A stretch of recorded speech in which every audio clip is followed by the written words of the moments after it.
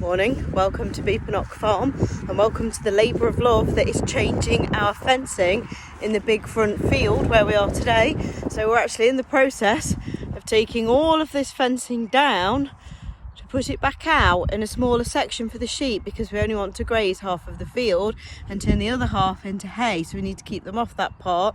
And rather than go and buy a load more of this stuff, the electric fencing tape and posts, it's just actually easier for us to get it all in and then put it back out. It should only take today to do it, and then it will be sorted and we can put the sheep on it this afternoon.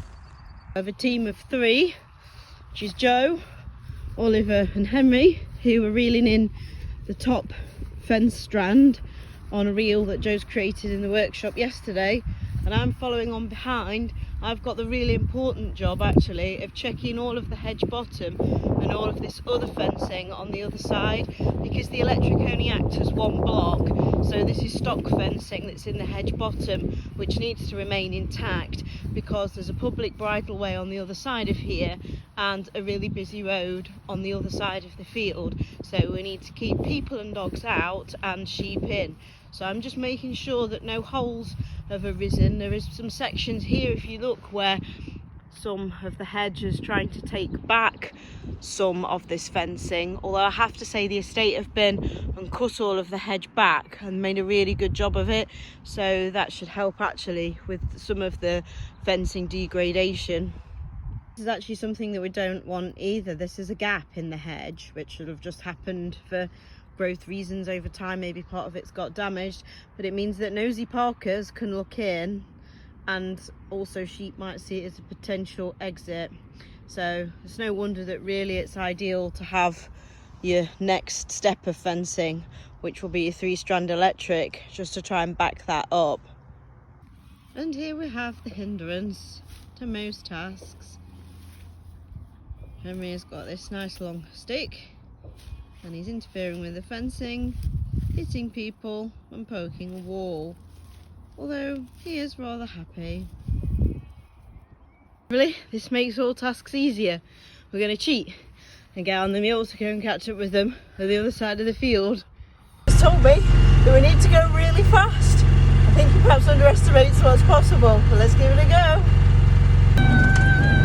She's an old one, but she's a good one. This is an ancient Kawasaki mule, but it really helps on these sorts of jobs.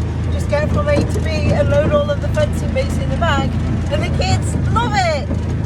So this is a MIG wire drum, the welder, that has had a handle welded onto it, and it just makes the task of rolling all the cable in a little bit faster, and you don't get any knots. And trust me, as somebody who over the years has had to fence, unfence and refence sections of paddock for horses and sheep, this kind of tool is incredibly useful.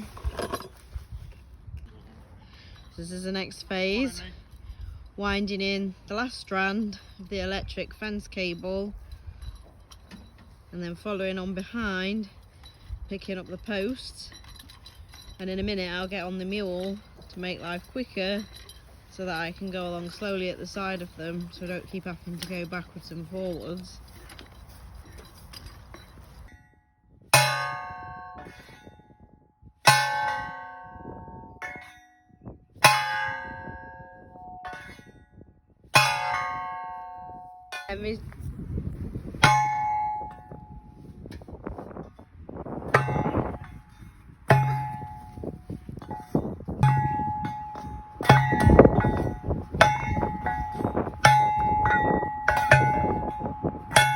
So that's the basher and the banger, technical term, used to put in the wooden fence post, which would be like a straining post really, just in case the sheep decide to investigate. If you put electric fence posts in the corners of your fields, they're not very strong and they're liable just to snap and the whole lot will go. So it's just a good idea to put in a few of these occasional wooden straining posts just to keep the fence tight and hopefully prevent too much sheep investigation work going on.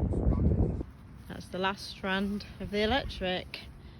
So that's the whole of the new area created, which is about half of what there was this morning. So it's about half of this field. You can't really see the fence line very easily across the middle, but there's about half for them.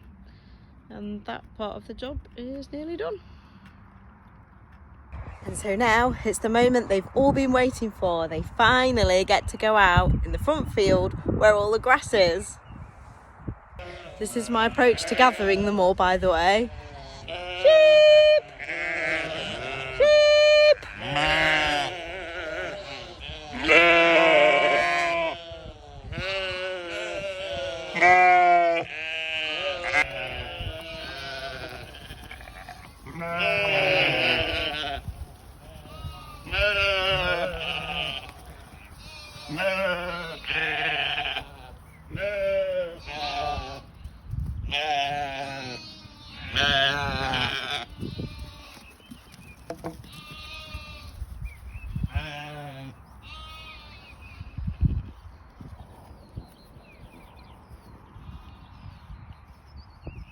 Look at this, there is no greater sight.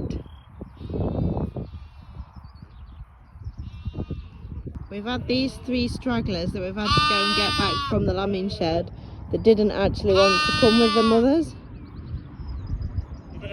So little Dexter's still calling. His mum's not come.